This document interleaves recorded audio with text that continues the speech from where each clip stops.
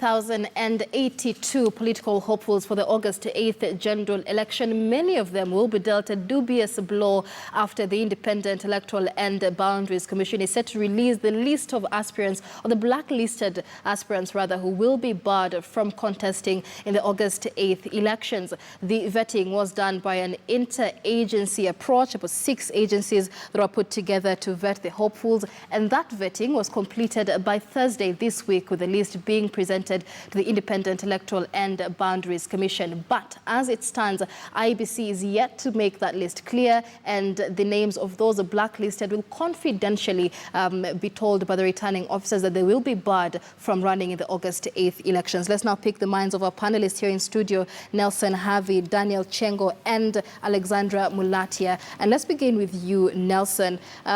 There's a lot of skepticism among Kenyans as to whether this integrity test will bear fruit. But was this the right approach?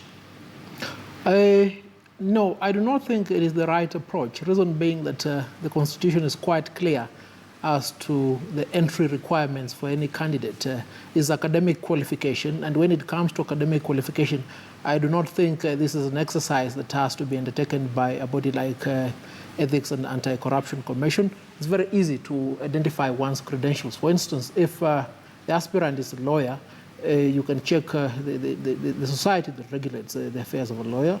If the aspirant is a journalist, we'll easily be able to pick the name of Michelle Ngele and establish if this journalist has the credentials. Now, the main preclusion from a candidate participating in an election on account of integrity issues is an undischarged bankrupt, or if the individual is facing a jail time of 6 months and above. So to that extent, unless there is a definitive finding by either a court of law or a body authorized to make a finding with the same status as a court of law, in which case there can only be the National Assembly, which constitutes the National Assembly, the Senate, which constitute Parliament.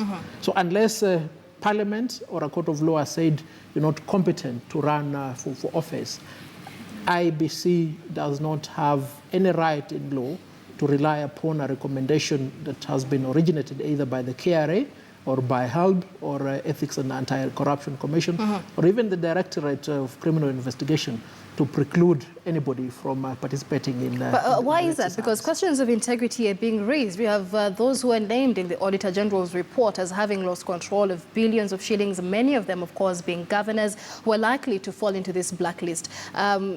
So yes, even while they came into office, academic credentials, their past probably records will be taken into place. But in terms of integrity in other matters, there are those who have been summoned before the Senate and before the court several times and failed to appear, raising questions of integrity. Do you still feel that this integrity test was not necessary? Well, the point is this: the integrity test is necessary.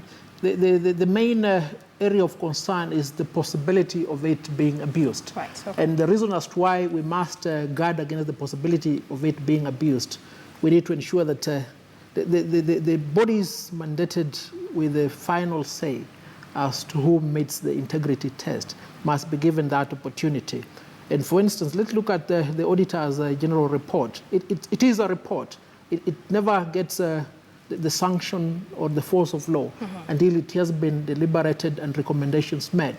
Let's look at the NYS scandal, for instance, or the health scandal, for instance. All these are matters that had been queried in audit, and then they were forwarded to Parliament. Parliament looked at